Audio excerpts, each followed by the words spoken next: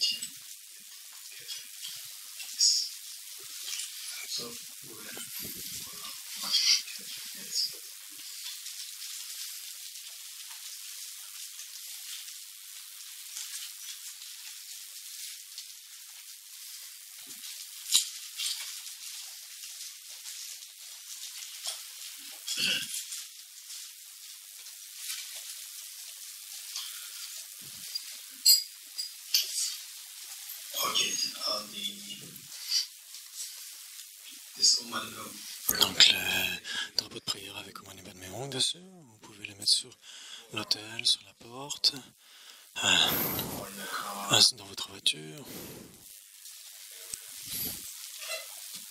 Now, if we turn to... Si on va...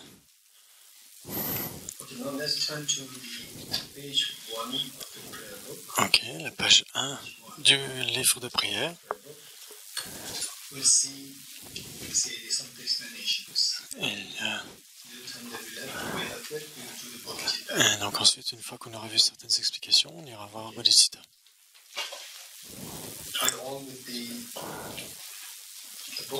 Vous avez tous le livre, le livret. Okay, now it is from what we are reading and the explanation. Ce que nous lisons. From this you're getting all of a summary of what we On a un résumé de ce que nous avons vu jusqu'à maintenant. Toutes ces strophes.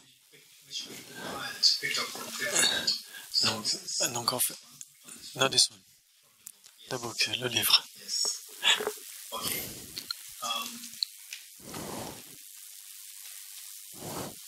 Okay.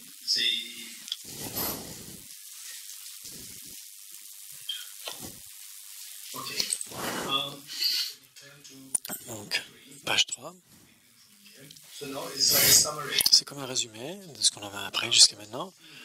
Et donc, ce qu'est le véritable dharma. La première strophe. Vous n'avez pas besoin de lire, je lis. Et puis je vais vous dire qui a enseigné cela, qui l'a dit, et les explications. Et là, vous allez voir ce qu'est le véritable dharma. C'est si important. Parce que beaucoup de gens... Le point, c'est que ils vont se diriger vers le dharma parce qu'ils ont une connexion karmique vers le dharma, et ils ont une connexion très proche vis-à-vis du dharma, et puis après, une fois qu'ils sont dans le dharma, ils ne vont pas savoir exactement ce qu'est le vrai dharma, et puis ils vont aller dans des imaginations. Récemment, en Malaisie, il y avait une dame qui était dans le dharma dans la tradition chinoise depuis si longtemps, et l'enseignant, un enseignant de la tradition chinoise, et donc elle était intéressée par de nombreuses traditions. Elle était depuis 20 ans dans la tradition, et l'enseignant, je le connais bien, un très bon enseignant. Et puis elle a rencontré un autre enseignant qui prétendait être un enseignant du Tibet.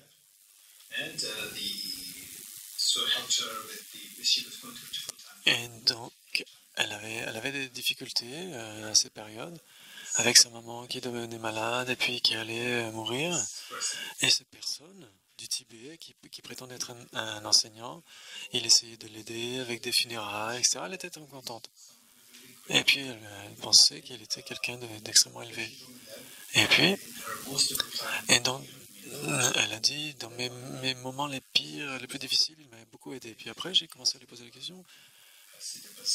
Et donc, elle a essayé de fonder un centre dans son endroit. La personne lui avait demandé de fonder un centre pour lui. Et donc, elle avait une maison, et elle lui a dit, je vous donne ma maison. C'était une maison résidentielle. Et donc, ensuite, elle a été voir avec son enseignant véritable, qui lui était vraiment bien, et son enseignant véritable. Et elle lui a dit, mais il a déjà un autre centre. Il y a déjà un autre centre à côté, et il y aura des conflits entre les deux les groupes d'étudiants. Et puis ensuite, elle a repris la maison, et le faux enseignant a commencé à la critiquer, à dire des choses mauvaises sur elle. Et elle a dit que elle a essayé de communiquer avec le faux maître au travers de son frère.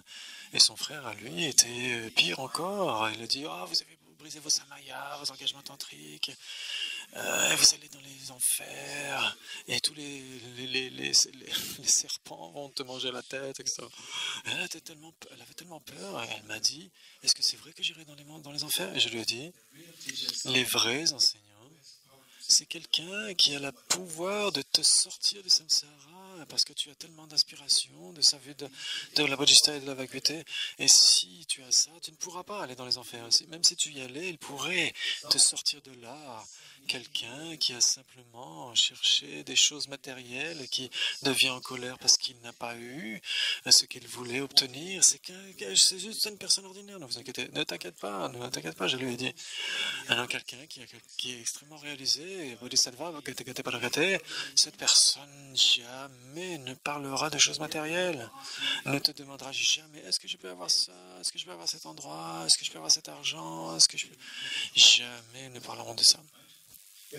Si quelqu'un parle comme ça, peut-être que, d'accord, on pourrait dire, ok, cette personne pourrait bénéficier beaucoup au centre, mais si vous ne pouvez pas donner, ce n'est pas grave, ton bonheur est plus important que cela. Ton bonheur est plus important que tout cela. Ne te sens pas perturbé, tu devrais être heureuse. De ne pas donner, tu ne peux pas donner ton endroit, ce n'est pas grave si la personne ne dit pas ça. La personne est une personne ordinaire, tout simplement. Parce que celui-là, il n'est pas du tout entré dans les voies gâté-gâté. Ne vous inquiétez pas. Et donc, là, il est très important de connaître le Dharma. Si vous connaissez le Dharma, vous pouvez faire la distinction entre les gens. Cette personne, d'accord, on m'a dit que c'était un enseignant, c'est peut-être un bon enseignant, mais en fait, finalement, il demande de l'argent, il veut ceci, il veut cela, il veut la célébrité. Et ça, c'est bon, ça, c'est pas bon. Le point, c'est que ce n'est pas pour juger les gens à l'extérieur, c'est pour vous être bon envers vous-même. Soyez bon de manière habile vis-à-vis de vous-même, en suivant le Dharma d'une manière authentique. Et pour cela, bien sûr, il est nécessaire de connaître le Dharma correctement. Quel est le véritable Dharma? C'est pourquoi ces strophes nous enseignent ce qu'est le véritable Dharma. Vous comprenez? Donc la première strophe.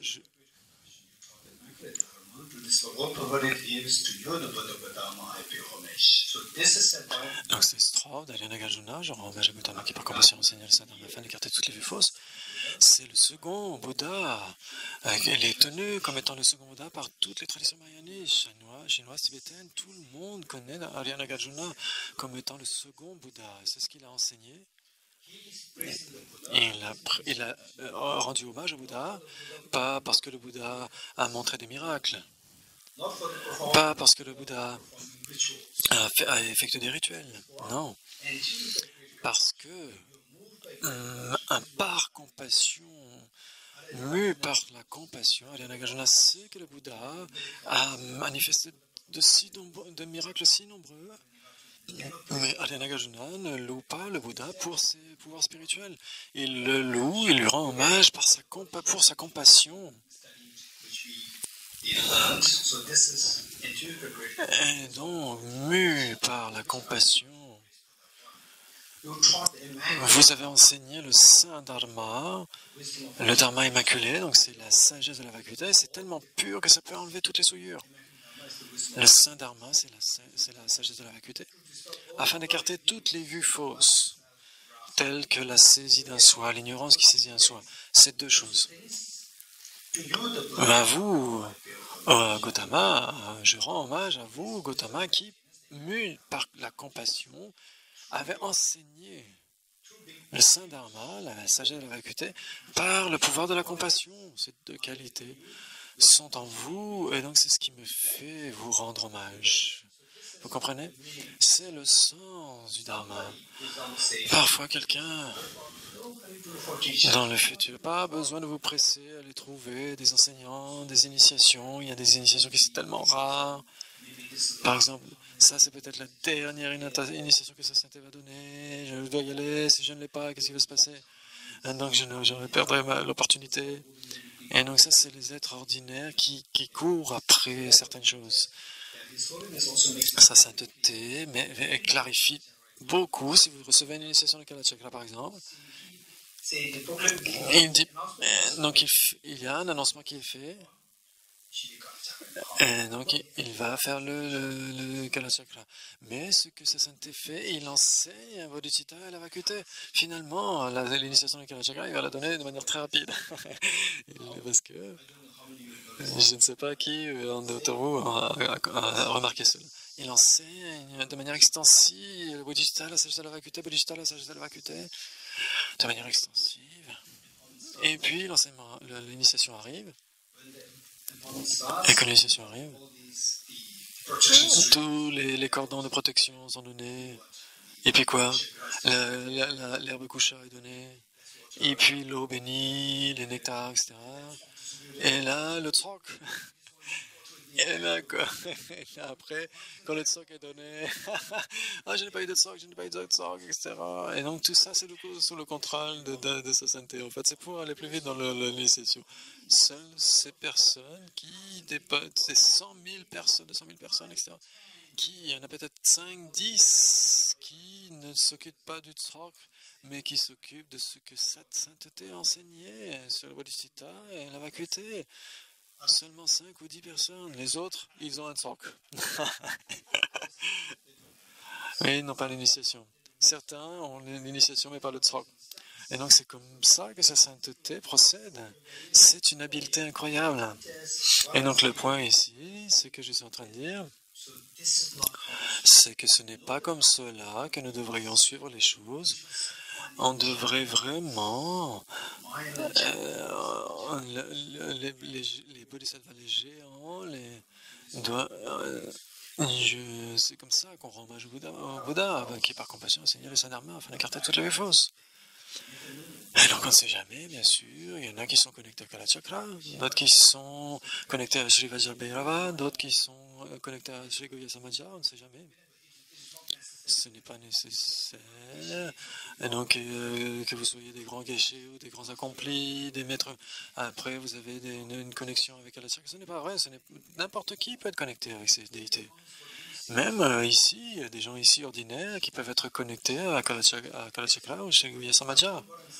Et donc, ces fondations de bodhicitta et de la vie de la vacuité doivent être le principal pour ces personnes qui ont ces connexions karmiques avec ces déités. Une fois que vous avez ces points principaux, vous êtes confiant, vous ne serez pas emporté par des voies erronées. Et c'est pour ça, Bodhisattva Shantideva, quand on récite depuis la strophe 150, etc., la voie correcte vers l'éveil est tellement rare et les voies erronées sont tellement multiples, tellement nombreuses. C'est pourquoi ces strophes nous donnent ce qu'est la voie juste.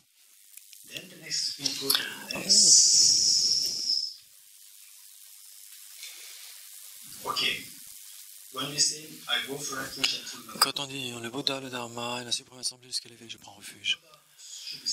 Non, quand le Bouddha, il est vu comme étant celui qui nous enseigne. C'est le refuge en termes de... C'est celui qui donne le refuge. Sinon, le Dharma, c'est la véritable protection, c'est le refuge véritable. Quel refuge voulez-vous? Non, parce qu'on a tellement de peur. Et donc, quelqu'un devrait me protéger de ces peurs. J'ai tellement de souffrances, j'ai besoin de quelqu'un qui me protège de toutes ces souffrances. J'ai besoin de quelqu'un à qui je peux faire confiance et besoin de refuge. Quelqu'un qui est véritable refuge, le vrai refuge, c'est l'expérience de la vacuité. Avec l'expérience de la vacuité, toutes les souffrances, les maladies, etc., tout ça se dissout. Vous comprenez? Vous êtes libéré de toutes ces souffrances. Et donc, c'est le véritable refuge qui est expérimenté. Et pour la stabiliser, cette expérience, vous avez besoin de... Et donc, si vous voulez la stabiliser, la liberté de ces souffrances, etc., sera stabilisée aussi. C'est le véritable refuge. Le Dharma. C'est l'expérience de la vacuité où toutes les souffrances se dissolvent. Et la Sangha. Donc, vous rencontrez des gens. Parfois, vous voyez et vous vous sentez plus dans le Dharma. Vous rencontrez d'autres personnes et parfois, ils déteignent un peu sur vous et votre Dharma est plus distant. Et d'autres personnes, avec d'autres personnes, c'est pareil. Ils déteignent sur vous, mais de la bonne façon. Ils vous poussent vers le Dharma. Et donc, d'autres personnes Oh, tiens, j'ai ces engagements. Oh, je les ferai demain. J'ai ces engagements à faire. Et d'autres, ils ont envie de faire plus. Et donc, juste avec la présence de certaines personnes, par exemple, vous allez au centre Kalachakra à Paris, vous vous sentez plus, vous vous dites c'est une sangha. Et donc, vous faites 40%, 50%, 60%, et vous faites 60%. Et puis, vous allez voir d'autres personnes. Et puis, après, vous voyez que ça descend à 50, 40, 30. Et donc, ça veut dire que ces fréquentations ne sont pas bonnes pour vous. Et donc, les fréquentations sont bonnes lorsque votre dharma devient plus facile, plus joyeux, plus intense, grâce à la compagnie de certaines personnes, des groupes, des individus. À ce moment-là, c'est la sangha réelle. Et donc, c'est pourquoi on dit je prends l'Assemblée suprême. Ensuite, la strophe qui suit est extrêmement importante. Et je me prosterne devant le parfait Bouddha suprême parmi tous les orateurs qui enseignent l'interdépendance selon laquelle il n'y a ni cessation, ni production, ni annihilation, ni permanence, ni venue, ni aller, ni différence, ni identité, l'auspicieuse paix libre de réification. C'est si précieux. Si on comprend ça, si on peut méditer là-dessus, toute notre vie, on peut méditer là-dessus, juste cette strophe, ça suffit pour en passer votre existence tout entière à pratiquer dessus, à méditer dessus. C'est le véritable dharma. La personne devrait de plus en plus être confiante, de moins en moins apeurée, parce qu'on veut de moins en moins de peur, et on voit tellement de peur et de souffrance. Et là, vous devenez de plus en plus intrépide, de plus en plus confiant. Qu'est-ce que vous voulez? Le bonheur. Et le bonheur vous permet de vous développer, alors que la peur, c'est ce qui vous fait régresser. Avec cette compréhension, dans l'interdépendance selon laquelle il n'y a ni cessation, ni production, ni annihilation, ni permanence, ni aller, ni venue, ni aller, ni différence, ni identité, l'auspicieuse paix, libre de toute réaction. Et pour cela, je me prosterne devant le parfait Bouddha, suprême parmi tous les orateurs. Et donc, ça vous fait en sorte d'être de plus en plus intrépide, dénué de peur. Avec la pratique de Bodhisattva, vous vous rendez plus heureux, de plus en plus heureux. Ce sont les deux ailes du Mahayana. Donc, dans l'interdépendance, donc on a vu que tout est nécessairement existe en dépendance. En interdépendance, les phénomènes, tout ce qui est impermanent, tout ce qui est permanent. Donc il y a différents types de dépendance. La dépendance des causes, la dépendance de parties constituantes ou la désignation dépendante. Et il n'y a rien qui ne dépende pas. Et donc ça veut dire que tout ce qui existe est nécessairement existe en dépendance. Et donc ici, selon laquelle il y a 8 caractéristiques. Cessation, production, annihilation, permanence, venue, aller, déférence et identité. 8 caractéristiques qui sont évoquées page 3. Et donc, elles scellent toute notre existence. Ces 8 caractéristiques, est-ce qu'elles existent de manière, parce qu'on les croit comme existant de manière objective? On est jeté dans la souffrance, dans le stress, la tension, l'anxiété, la dépression, la peur. Toutes ces choses adviennent. Et donc, ces 8 caractéristiques sont conçues comme existant de manière intrinsèque. Et donc, parmi celles-ci, l'impermanent, ça advient et ça cesse. Cessation, production.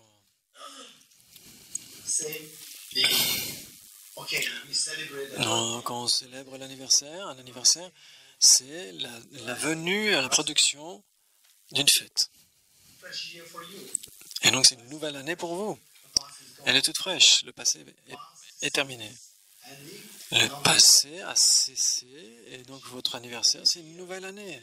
Par exemple, la nouvelle année, on célèbre la nouvelle année de 2018, 2019, etc. 2018, pardon.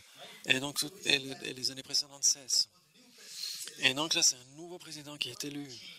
Et donc, un changement, le changement. Obama, c'était quoi le changement? Et Trump disait quoi? America great again. America, make America, Faire rendre l'Amérique. saying that Rendre l'Amérique grande. Donc, ça veut dire qu'avant lui, l'Amérique n'était pas grande. Et donc, rendre l'Amérique grande, produire l'Amérique grande. this is how C'est comme ça. when the miseries arise, you Comme les souffrances adviennent, vous sentez la souffrance. Et quand le bonheur vient, le plaisir vient, vous êtes heureux. Quand le bonheur cesse, vous vous trouvez triste. Et quand la souffrance cesse, vous vous sentez heureux. Un nouvel enfant est né, vous célébrez. Et quelqu'un meurt et vous vous sentez tellement dans la tristesse. Et donc la cessation et la production, c'est ce qui détermine 99% de tous nos états émotionnels. 99% de nos états émotionnels sont dus, les souffrances, etc. Cela vient à cause de la cessation et de la production.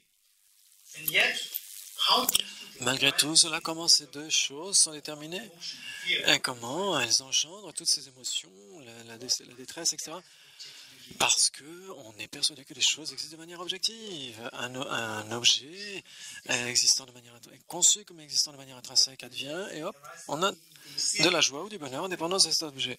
Si cet objet cesse, cet objet de bonheur qui cesse, qui est conçu comme existant, comme cessant en soi, etc. Ces deux choses sont conçues comme étant objectivement réelles. C'est pourquoi Liana Gajuna dit dans l'interdépendance selon laquelle il n'y a ni cessation ni production. Ça veut dire que, dites-moi, do they exist? cessation et production, est-ce qu'elles existent ou pas? Elles existent? Oui, elles existent. Et pourtant, il dit ni cessation ni production. Donc, c'est par rapport à l'analyse ultime qu'il n'y a ni cessation ni production. On ne dit pas que conventionnellement elles n'existent pas. Conventionnellement elles existent, mais ultimement elles n'existent pas. On les conçoit comme existant de manière réelle. Et donc si elles existaient de manière objective, au travers de l'analyse objective ou ultime, on devrait les percevoir, mais on les perçoit pas. Donc elles n'existent pas de manière ultime. Ensuite, ni annihilation ni permanence. Waking about, okay, Quand on parle de permanence, say, on dit say a good prime minister or good president. un premier ministre, un bon premier ministre, un bon président, et soudainement, il décède. Et là, tout le monde est triste, tout le monde est en deuil, et on voulait qu'il soit permanent, on voulait qu'il dure pour toujours. Permanent. C'est ça, la permanence ici, l'annihilation. The bad people, Les gens mauvais, on voudrait qu'ils disparaissent. On voudrait les dénier. Et les bons, et quand ils sont annihilés, on a tellement de souffrance. Les personnes qui sont bonnes, on voudrait qu'elles durent pour l'éternité, qu'elles soient permanentes. Et donc l'annihilation et la permanence, ces deux choses sont aussi comme un rêve. coming and going. Ni venu ni aller. Okay, we came from Paris. Et donc on est venu de Paris, n'est-ce pas? On est venu de Paris. Tomorrow we're Et going demain, on va repartir, on va aller à Paris. coming Donc venir, aller, again. What tout ça. the Christmas Et par exemple à Noël, on va aller en vacances de Noël. Je vais aller pour les vacances. Après les vacances, je vais revenir. Et donc on va et on vient. Et ça, ce sont ces deux choses là aussi qui marquent, qui scellent comment nos souffrances, nos misères, nos souffrances, nos détresses, etc. Et donc c'est le week-end. Vendredi soir, ouais. Là c'est le sourire. Là c'est le sourire. Et le lundi matin, le sourire est fini. Le sourire est parti. C'est quoi le lundi matin? Vous êtes plutôt content ou pas content? So this says, so okay, now Monday. Et donc le lundi arrive, oh là là, et là tout le monde est triste. Et là le vendredi soir arrive, oh, et on est tous contents. So coming going, Et donc aller et venue. going with the people. Avec les gens, avec le temps, avec l'espace. So with this we see that Et donc avec ça, on voit que tout cela on expérimente la détresse et la joie en dépendance de ces allées et venues qu'on conçoit comme existant de manière objective. Donc là, on voit que notre souffrance, nos bonheurs, nos joies, de manière ou d'une autre, c'est lié à ces 8 caractéristiques qui sont conçues comme existant de manière objective. seeing these 8 categories. Et donc ces 8 caractéristiques, on les appréhende comme si elles existaient en soi. If these Si ces 8 caractéristiques 8 characteristics are like dreams, sont comme des rêves, comme un rêve, if we extend et donc si any of these 8 on devait voir n'importe laquelle de ces 8 caractéristiques qui rangent. Si on les voyait comme existant comme dans un rêve, à ce moment-là, elles cesseraient tout de suite d'engendrer toutes ces émotions. Ni différence ni identité. Là, c'est pareil. Il y a tellement de problèmes. On n'est pas deux, on est un.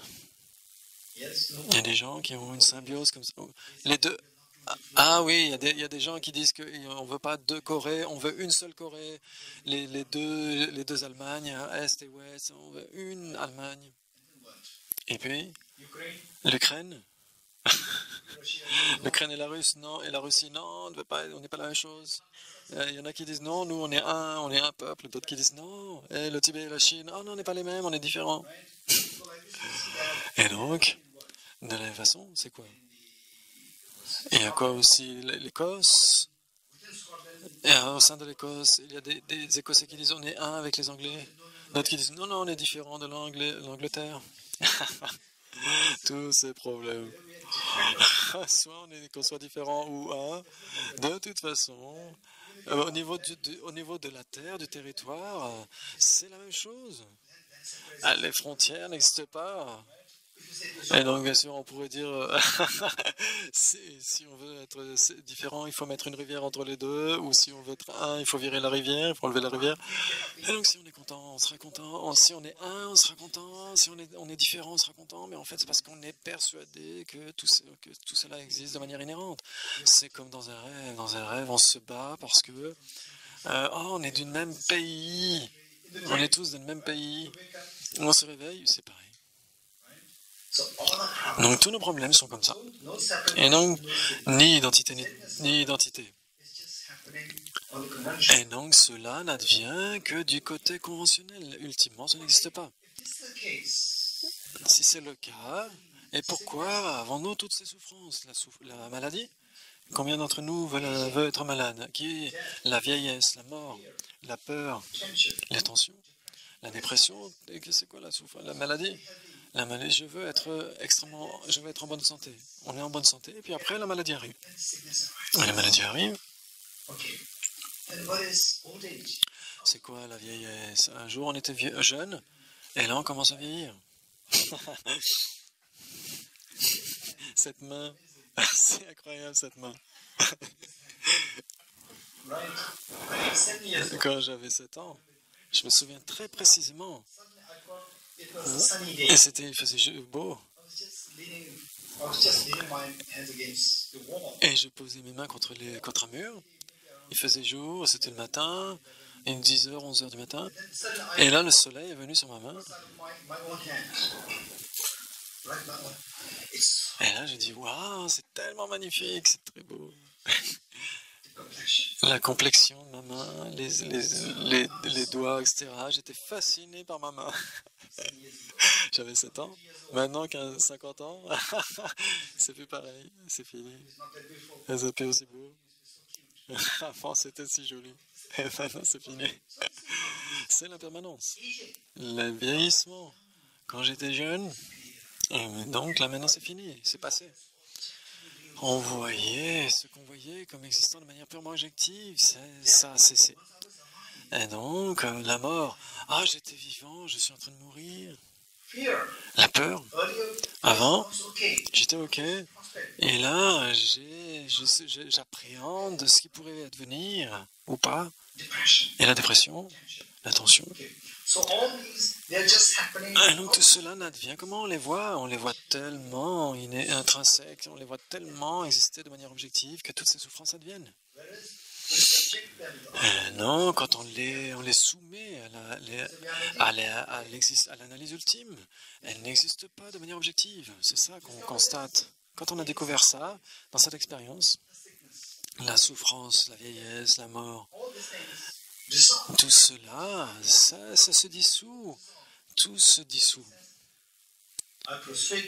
Je me prosterne devant le parfait Bouddha, suprême parmi tous les orateurs, qui enseigna l'interdépendance, cette auspicieuse paix.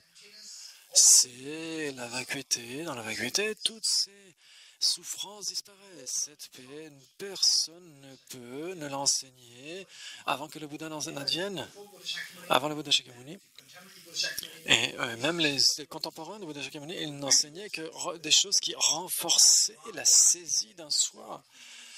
Et donc, le Bouddha il a dit, ça c'est erroné, la saisie d'un soi est erronée. Le soi n'existe pas véritablement. On a l'impression que ça existe tellement de manière véritable. C'est ce que toutes les autres traditions renforcent, cette tendance. Alors que le Bouddha Shakyamuni dit, cette croyance que les choses existent de manière inhérente, c'est la cause de toutes vos souffrances. C'est la cause de tous vos problèmes. Dans l'histoire de l'humanité, le Bouddha Shakyamuni, quand il a enseigné, quand il a expérimenté la vacuité, toutes les souffrances, maladies, vieillesse, mort, dépression, détresse, tout ça s'est dissous. À partir de cette expérience, moi je suis représentant devant le parfait Bouddha, suprême parmi tous les auteurs, qui enseigna l'auspicieuse paix, libre de purification. Les souillures mentales, les perturbations mentales, c'est quoi l'opposé des perturbations mentales? C'est quoi l'opposé des perturbations? La paix. Qui a enseigné cette paix?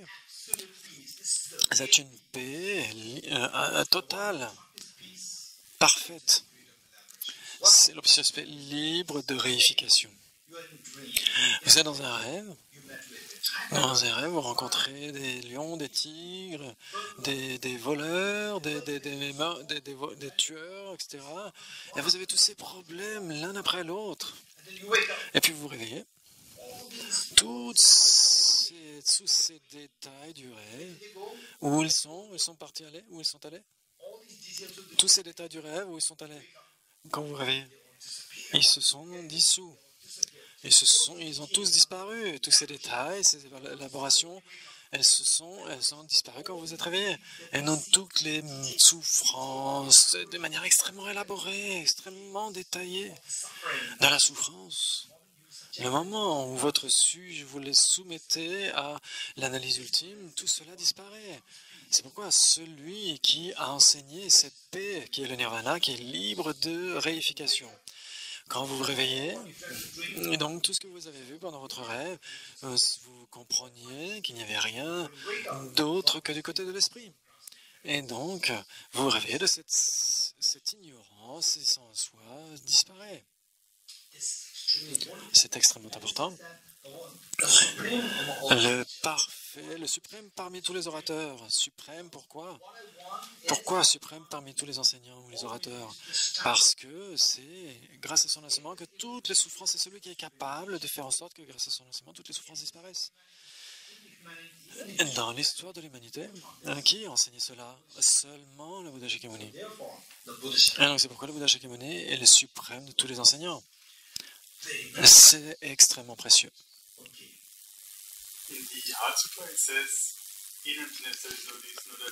Dans le Sutra du cœur, on dit dans la vacuité, il n'y a ni ceci ni cela, et là c'est dans l'interdépendance qu'il n'y a ni ceci ni cela. Quel est le sens de la vacuité?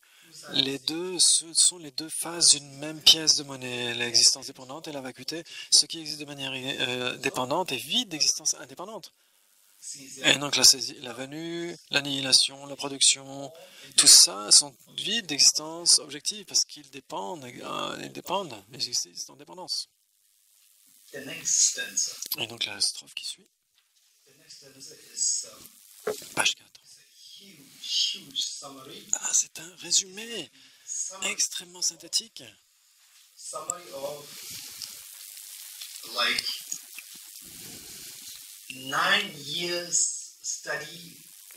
De 9 années d'études dans les universités monastiques, des grands érudits, des étudiants, pendant 9 ans.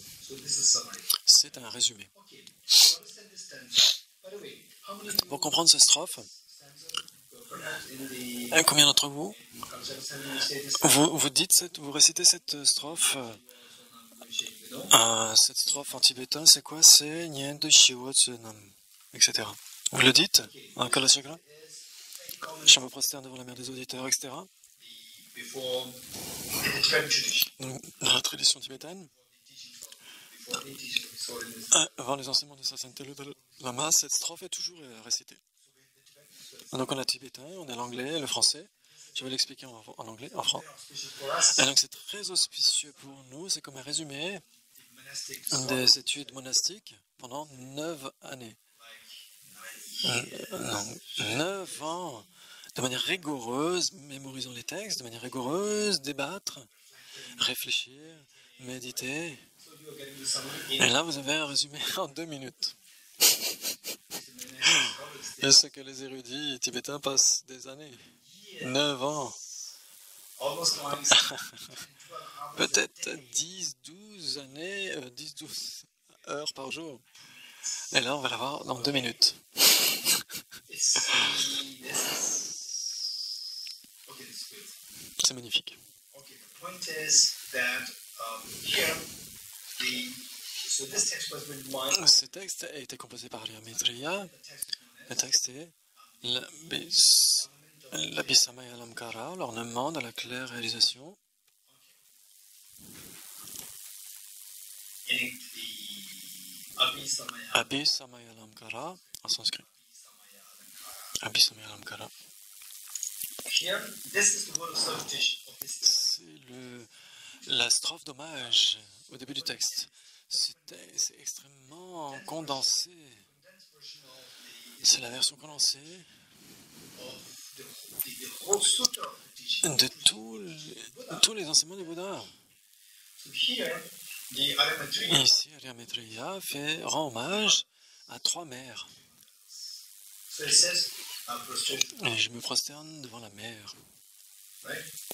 Okay, this is, you won't understand it. You see this, okay, Donc vous allez lire ça, vous allez peut-être pas comprendre de quoi il s'agit. you won't understand how much. Et donc vous ne pourriez pas nécessairement comprendre comment cette strophe, toutes les difficultés que j'ai traversées pour comprendre cela. Je me prosterne devant les mers. 4 times. J'ai corrigé plusieurs, 3 ou 4 fois. Et au début, c'était je me prosterne devant les mers. C'est ce que dit Arya Maitreya dit. Je me prosterne devant les mers et Cannot be mothers. je me suis dit, mais il n'y a qu'une mer. Et donc j'ai corrigé, j'ai enlevé le S. Et puis après j'ai vu, ah mais il y a une autre mer. Ah mais alors il doit y avoir une autre mer. Donc j'ai rajouté un S. Puis après il y a une autre mer. Oh, alors il doit y avoir une personne ne peut pas avoir 2 mers, il n'y a qu'une mer, etc. Donc c'est arrivé comme ça. Puis après un autre livre est arrivé, il n'y avait pas de S. Et dans les nouvelles éditions, il n'y avait pas de S. Et donc j'ai dit, ah mais non, il y a un S. I thought it was there. Et puis après, je me suis dit, il y avait ça. Et puis après, le S a disparu. Pourquoi? Parce qu'il n'y en a qu'une mer, il n'y en a pas 36 000. Il n'y en a pas 3. Non, ce sont des mers. Donc ce sont les problèmes. Je vous raconte mes problèmes.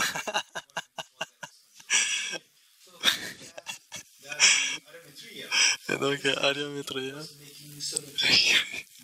qui a rendu hommage aux 3 mers, You getting it? n'est-ce pas? These mothers are metaphorical. Non, c'est métaphorique, bien sûr. Ce ne sont pas vraiment des mers, c'est métaphorique. Yeah, from this, we will learn Et donc de cela, where to show respect, on va voir comment rendre hommage. where to show, what Rinpoche, On fait on rend hommage à Rinpoche, etc., etc. Et là, c'est comme ça qu'on devrait. C'est quoi le vrai Dharma? Cela va nous montrer, cette strophe va nous montrer ce qu'est vraiment le Dharma. Faire des prosternations, pas pour ceux qui ont fait des miracles, pas pour ceux qui ont fait des rituels. I said, I'm prostrate to the mother. Mais oui, je me prosterne devant la mer, ou les mers. La mer est si précieuse pour donner, pour vous donner le jour, pour vous donner le bonheur. Et donc les mers sont si importantes, elles méritent d'être des objets d'hommage et de respect. Say, there are 3 kinds of practitioners. Et il y a 3 types de pratiquants, There are 3 kinds of beings 3 types d'êtres. who are really, Des êtres qui recherchent véritablement le sens profond de leur existence. 3 êtres. one, Il y en a seek personal et liberation. qui cherchent la libération personnelle. D'autres Bodhisattva. qui sont les bodhisattvas. Number 3, 3, les Bouddhas. you getting it? Vous comprenez? So these 3 beings Les 3 êtres sont les êtres qui recherchent le sens de leur existence ou qui donnent un sens à leur existence. Donc, soit ils recherchent le sens de leur existence ou ils ont obtenu le sens, ou donnent un sens ou ont obtenu un sens à leur existence. 3 êtres. Donc, qui sont-ils? Ceux qui recherchent la libération individuelle. Ensuite, les bodhisattvas et les bouddhas. Les 3 êtres. Ces 3 êtres, quels sont leurs buts respectifs? Qu'est-ce qui les fait obtenir ces 3 buts? Qu'est-ce qui leur permet d'accomplir ces 3 buts? Pour un enfant,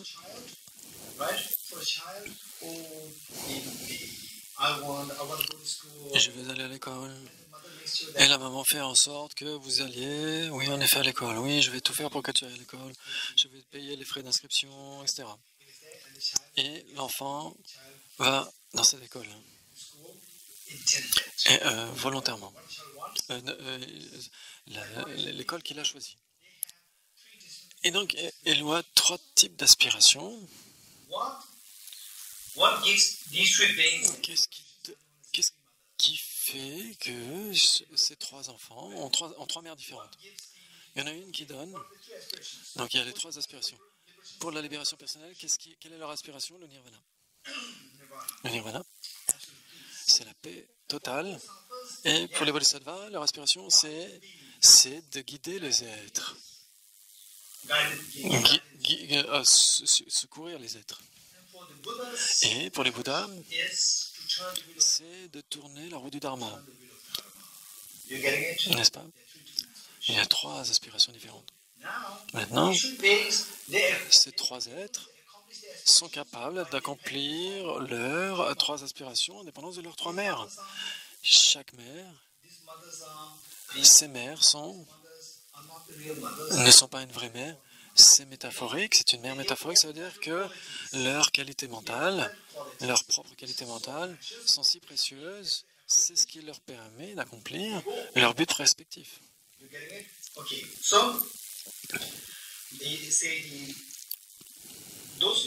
Ceux qui recherchent la libération individuelle, il y en a 2. Les Shravakas et les Pratika Buddha. Les auditeurs, heroes, auditeurs. Et les Pratika Buddha, en anglais, solitary realizers, réalisateurs solitaires.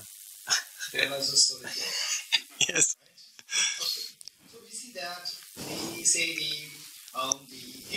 Ces 2, ils tombent dans une catégorie et sont représentés par les auditeurs ici, les Shravakas. Les Shravakas sont mentionnés explicitement et les Pratika Buddha sont implicitement mentionnés ici, n'est-ce pas? Donc ici, les auditeurs symbolisent les 2, auditeurs et Pratika Buddha. Leur but est quoi? La paix totale, le nirvana. Et les bodhisattvas, leur but c'est secourir, guider les êtres. Guider les êtres. Et les Bouddhas, le but c'est de tourner la roue du Dharma, n'est-ce pas? Et donc il y a 3 buts et 3 êtres. Et 3 buts. Qu'est-ce qui aide ces 3 individus, ces 3 êtres pour obtenir leur but? C'est leur mère. Par exemple, Capucine voudrait, le fils de Capucine, il aime le chocolat, et donc Capucine va s'assurer qu'il ait du chocolat. Je n'ai aucun doute là-dessus. Et donc, c'est ce qu'il veut à un moment donné. Et donc, ces 3 mères des 3 véhicules, ce ne sont pas des mères extérieures, ce sont les qualités mentales de ces 3 êtres. La véritable dharma, la vraie prosternation, l'hommage est rendu aux qualités mentales et non pas à n'importe quoi, à d'autres. Ce sont aux qualités mentales qui sont les objets de cet hommage. Pour les Shravakas, les auditeurs, qu'est-ce qui leur permet d'obtenir leur nirvana individuel? C'est la connaissance de toute chose, la connaissance de tout. Know all meaning not to know all. Ça ne veut pas dire tout connaître. C'est connaître tout, Four noble truths. les 4 nobles vérités. 16 Les 16 aspects des 4 nobles vérités. Tout, ça veut dire tous les 16, l'ensemble des 16 aspects des 4 nobles vérités. Donc la connaissance de l'ensemble, on pourrait dire. Et donc d'une manière détaillée, we have to know that in on a besoin de connaître les 16 aspects des 4 nobles vérités pour bien comprendre les 4 nobles vérités. Et donc ils connaissent l'ensemble des 16 aspects des 4 nobles vérités. Une fois qu'ils ont réalisé cela, cela les mène au nirvana. right? So, what's the mother? What's the metaphor? Quelle est la mère de ceux qui veulent la libération individuelle? C'est la connaissance de l'ensemble. The bodhisattvas. Pour les bodhisattvas, quel est leur but? Leur but, c'est quoi? L'aspiration de guider les êtres. Guide means, Pour guider les êtres, guide means guider, ça veut dire qu'ils doivent montrer la voie à suivre. to show us Pour montrer la voie, ils doivent connaître la voie, right? So for n'est-ce pas? Donc pour les bodhisattvas, leur mère, c'est la connaissance des voies. know the paths. So for the bodhisattvas, Et donc pour les bodhisattvas, metaphor mother to know the paths. la mère, c'est la connaissance des voies qui leur permettent d'obtenir le but qui est guider les êtres. Okay. Now, Ensuite, le 3, c'est quoi? Ce sont les Bouddhas. Buddhas, Les Bouddhas, quelle est leur aspiration? Tourner la roue du Dharma. Les Bouddhas, leur but est de tourner la roue du Dharma. Et pour cela, la mère qui les aide, les qualités mentales qui les aident, c'est l'esprit omniscient, la conscience omnisciente. Et donc pour les Bouddhas, la mère qui est la connaissance omnisciente les aide à tourner la roue du Dharma. therefore, C'est pourquoi Shravakas, les Shravakas, ils sont grands, les Bodhisattvas sont grands, et les Bouddhas sont grands. Pourquoi ils sont si grands? Parce que, à grâce aux 3 mères. Parce qu'ils ont accompli les activités au travers des 3 mères. Donc c'est pourquoi les 3 mères sont si grandes, sont si nobles. Sans les 3 mères, ils ne pourraient pas devenir des nobles, des grands. Et donc la prosternation est effectuée aux 3 mères. Dites-moi, quelles sont les 3 mères maintenant? La connaissance de toute chose, pardon, la connaissance de toute chose, ici c'est en français on a mis toute chose, connaissance de l'ensemble, connaissance de toute chose, puis la connaissance des voies et la connaissance omnisciente. okay, with this now, let's see. I'll read this and see if you understand it. Prostrate to the mother Donc je me prosterne devant la mère, ou les 3 mères, of the hearer. des auditeurs. Donc en fait en français on devrait mettre les mères, comme a dit Geshe-la tout à l'heure. Implicitly, so Devant les mères des auditeurs. bodhisattvas and Buddha. So this indicates one. Et donc, ça veut dire que ça indique les 3 êtres. All is the Et donc la connaissance, voilà, la mère des auditeurs, c'est quoi? C'est la connaissance de toute chose, de l'ensemble ici, des 16 aspects des 4 nobles vérités. Et donc des auditeurs, des Bodhisattvas, des Bouddhas, donc des auditeurs qui par la connaissance de toute chose, en fait, il faudrait retraduire la strophe, qui par la connaissance de toute chose guide vers la paix complète les auditeurs, en cas de pacification. Numéro 2, qui par la connaissance des voies permet à ceux qui aident. Donc la mère des Bodhisattvas qui aide, qui par la connaissance des voies, permet à ceux qui aident les êtres errants à parachever le bien du monde. Donc les Bodhisattvas, et donc pour parachever le bien du monde, c'est le but des Bodhisattvas. Ils veulent aider les êtres pour parachever le bien du monde. Then number 3. Ensuite le 3, et donc c'est l'omniscience. La possession de l'omniscience aide les vainqueurs c'est les Bouddhas. Les vainqueurs, c'est les Bouddhas, à exposer, parfois c'est traduit par victorieux, à exposer la variété des enseignements. Et donc ce sont les 3 êtres, et les 3 buts, et les 3 mères qui aident ces 3 êtres à accomplir leurs 3 buts respectifs. C'est l'essence This text de ce texte, l'Abhisamayalamakara.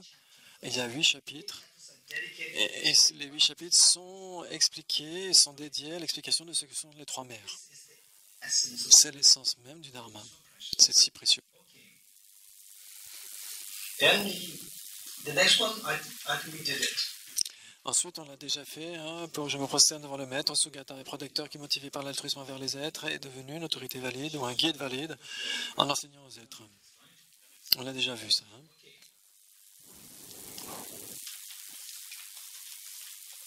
Okay, next we'll do this. Ensuite, This one is transformed into the Gurukha. donc Je me prosterne devant le maître, le Sugata est producteur qui, motivé par l'altruisme envers les êtres, est devenu une autorité valide et en enseignant a été composé par Acharya Dignaga, le 6e siècle après de notre ère. Ensuite, Anyway, all these footnotes are there. donc il y a des notes de fin qui expliquent qu'on fait des prosternations. And note number 6. C'est la note numéro. No, number 6 of 1 is number 6, down is number 7. You're getting it? So these are the footnotes to indicate who taught. Donc il y a des notes qui indiquent qui a composé ces strophes. The next stanza which says the one question Donc celle qui suit, si je me prosterne devant le Bouddha qui a éliminé le filet des proliférations conceptuelles et qui est doté des corps divins de vastes et de profonds, diffusant pour toujours des nobles raies de lumière. you the Buddha in frustrations. So this is Donc ça, Acharya Dharma. c'est Acharya Dharmakirti qui a composé celle-ci. I'll quickly explain this. Donc je vais l'expliquer brièvement. Who has eliminated the web of concepts Celui qui a éliminé le filet des proliférations conceptuelles, can be interpreted ça peut être interprété du point de vue des écoles inférieures ou de l'école Prasangika. Acharya Dharmakirti, whether or not he qu'il était Prasangika ou des écoles inférieures n'est pas très sûr. tell me. Dites-moi, Say if somebody asks you, si quelqu'un vous demande, you know Acharya est-ce que vous connaissez Acharya Dharmakirti, les textes, vous connaissez les textes d'Acharya Dharmakirti très bien. if somebody asks you, Si quelqu'un vous demande, you have to speak very don't speak emotionally. et ne parlez pas de manière émotionnelle, mais de manière objective, Acharya Dharma. Acharya Dharmakirti, Why I'm saying this is for us to be objective. pour que nous ayons un point objectif, Only if we are objective, c'est seulement si nous avons un point de vue objectif dans notre approche. C'est là que nous pouvons voir la vacuité de manière très claire. Si on n'est pas très objectif, on va plutôt être engourdi par nos émotions. Et à ce moment-là, on ne verra pas la vacuité. Il est très important d'être objectif. Dites-moi, if somebody asks you, Acharya Dharma, si quelqu'un vous demande, Acharya Dharmakirti, vous êtes un expert en Dharmakirti, was he following Prasangika? est-ce qu'il était Prasangika ou est-ce qu'il suivait les écoles inférieures? Qu'est-ce que vous allez dire? Huh? Qu'est-ce que vous allez dire? Huh? Ça n'a pas d'importance. La même question, il y a deux que ce soit important ou nous ou pas. Et donc vous n'allez pas dire. Ma question est, quelle philosophie il suivait? Elle était Prasangika ou inférieure? Huh? Some people may say that. Some people may say that. Il y en a qui disent que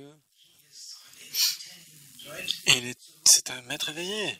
Et donc c'est obligé qu'il était Prasangika. Il y en a qui vont être très émotionnels. Okay. Some may say, D'autres vont dire, I studied moi j'ai étudié ce texte et il ne parle que de Sautrantika et donc il était Sautrantika. Et d'autres vont dire, ah non, in chapter 2, dans le chapitre 2, dans le chapitre 3, du Pramanavartika, il y a 4 chapitres. Le premier chapitre c'est plutôt Sautrantika, pardon. Et le deuxième c'est aussi Sautrantika. very important for Et donc il est aussi très important aussi pour le Prasangika. Et le troisième chapitre c'est plutôt du point de vue du Satamatra. Si vous n'avez pas lu le chapitre 3, vous pensez qu'il était Sautrantika. Parce que vous n'avez lu que le chapitre 1, par exemple. Si vous avez lu le chapitre 3, vous voyez, bien qu'il ait exposé en détail le Sautrantika du point de vue dans le chapitre 1, il a aussi expliqué l'école Chitamatra de manière magnifique dans le chapitre 3. what is his own Quelle est sa propre vue philosophique? On n'est pas très sûr. Parce que il était tellement expert dans ces deux traditions, dans ces deux écoles, et pour le Madhyamaka, on ne sait pas. the text was Les textes, dans son temps, les textes Madhyamaka étaient déjà existants, Arya Nagarjuna était disponible, et puis les grands commentaires étaient déjà disponibles. Et donc il n'avait pas forcément besoin de composer en plus, de commenter en plus. Et par contre, il s'est rendu compte qu'il y avait besoin de plus d'explications sur des points de vue du Samatra. we can say that I'm not too sure. Et donc on peut dire, je ne suis pas très certain. So the point is, Et donc le point c'est que, okay, no, let me explain this. je vais expliquer, One is eliminated the web. je me prosterne devant le Bouddha qui a éliminé les filets des proliférations conceptuelles. Okay, concept Les proliférations conceptuelles of the des afflictions. Conceptualization in the form La conceptualisation en termes d'afflictions, multiple. ce sont des afflictions multiples, et il les a éliminées, le Bouddha. Alors, celui qui a éliminé le filet de ces proliférations conceptuelles. Ce qui veut dire The Buddha's, this is the Buddha's quality of the Buddha's. les qualités de l'esprit du Bouddha, qui est libéré de toutes ces souillures mentales. So this is tell me, Buddha's mind, L'esprit du Bouddha, quality of the Buddha's la mind, qualité de l'esprit du Bouddha, d'avoir abandonné les défauts mentaux, les souillures mentales, c'est quoi? C'est le Svabhavika. C'est le Dharmakaya, d'accord? Et il y a un aspect du Dharmakaya. Donc, c'est le Dharmakaya. and is endowed with the divine bodies of the vast Et qui est doté des corps divins du vaste et du profond. Le vaste et le profond. So, with this Dharmakaya, then what happens? Dans ce Dharmakaya, il se manifeste lui-même sous la forme de Sambhogakaya, It's marked as a, qui sont marqués comme étant le profond. and then from the Sambhogakaya, Et du Sambhogakaya, il se manifeste en Nirmanakaya, qui est extrêmement vaste, d'émanations extrêmement nombreuses. Et donc le vaste et le profond indique le Rupakaya, le corps de forme. from body, the first one, Donc le premier, eliminated the web concept. qui a éliminé le filet des proliférations conceptuelles, c'est le Dharmakaya, l'esprit éveillé de Bouddha, et qui est doté des corps divins, du vaste et du profond. Ça indique le Rupakaya, les deux Rupakaya. Who eternally shines forth Diffusant pour toujours de nobles raies de lumière. Au sein même du Dharmakaya, se manifeste sous les formes des deux types de Rupakaya. the Buddha, Et le Bouddha benefits of being. et bénéficie aux êtres Shines forth. qui, pour toujours, diffusent des nobles raies de lumière, des rayons de lumière. C'est métaphorique. C'est métaphorique, ça veut dire des nobles raies de lumière, c'est les activités éveillées, les activités bénéfiques aux êtres. Donc le Dharmakaya se manifeste sous la forme des deux corps de forme, et les deux corps de forme se rayonnent vers tous les êtres pour être bénéfiques à tous les êtres. Line 3 is Et donc la troisième ligne, qui est diffusant pour toujours de nobles raies de lumière, ce sont les activités éveillées du Bouddha. who's that? You, the Buddha. Devant vous, je me prosterne, le Bouddha. C'est extrêmement profond. So from this, you know what is it? Et donc grâce à cela, vous saurez exactement ce qu'est le véritable Dharma. N'est-ce pas? Vous comprenez? Some people, Certaines personnes, des gens right, knowing all these things, so qui connaissent ces choses tellement bien, they will proceed to what kind of people? Some people, ils vont se prosterner. Certaines personnes, une certaine catégorie de personnes, après avoir connu cela, après avoir rencontré le Dharma, après l'avoir bien compris, ils ne vont pas se prosterner vers d'autres de manière extrêmement facile. Que vous ayez un titre ou pas, Geshe, Rinpoche, etc., pas Rinpoche, pour ces personnes, ça ne compte pas. even if you are considered, Si, c'est pour vous, le titre ne rime à rien. right? If you Si la personne voit que vous avez une profonde compassion à l'intérieur, the Buddha parce que le Bouddha prays for his compassion, est loué pour sa compassion. Si vous pratiquez vraiment la compassion, et donc les personnes vont vous respecter, après quel que soit votre titre. Si vous avez un titre, ils vont se prosterner. Et si vous n'avez pas de titre, etc. Il y a des gens qui ne connaissent pas forcément, of these things. parce qu'il y a des gens qui ne connaissent pas assez bien le Dharma. Et après, il y a des gens qui parfois brandissent leur titre, Rinpoche, Geshe, etc. If you Et même si votre compréhension de la vacuité est assez profonde, sense it ça fait sens, la personne le ressent, elle va vous respecter. to others, Pour les autres, quel que soit votre titre, ils ne vous respectent. Si vous n'avez pas de titre, et donc ça dépend du fait d'avoir de la compassion et de la connaissance de la vacuité. Pour ces personnes qui ont vraiment étudié le Dharma, qui connaissent véritablement le Dharma, à ce moment-là, pour eux, ils auront du respect pour les personnes qui ont développé de la compassion et la sagesse. Pour les autres personnes qui ne connaissent pas vraiment le Dharma, ce sont les titres qui vont compter. Et donc, que vous soyez Geshe, Rinpoche, etc., si vous n'avez pas ces deux qualités, compassion et vacuité, à ce moment-là, but if you have given, nous vous prenez, ils vous prosternent, ils vous rendront hommage.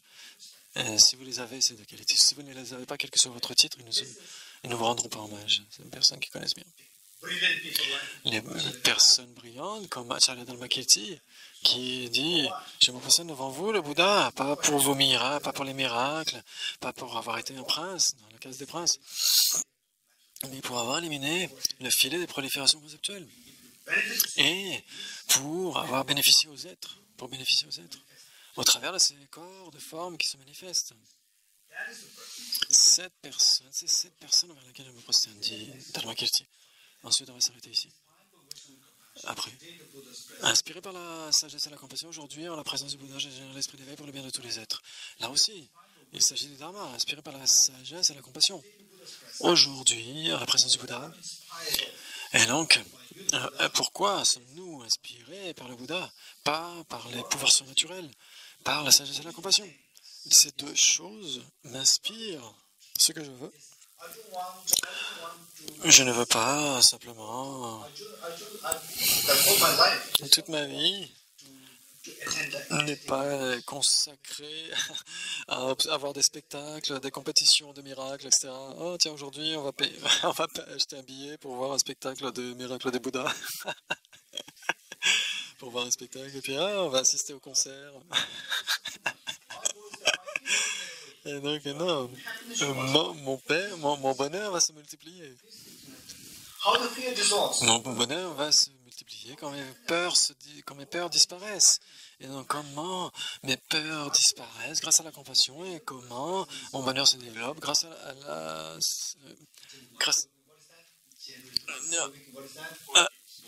Un bodhicitta, c'est quoi? C'est je génère l'esprit d'éveil pour le bien de tous les êtres. C'est le Dharma, donc inspiré par la sagesse et la compassion, c'est le Dharma. On va s'arrêter ici aujourd'hui.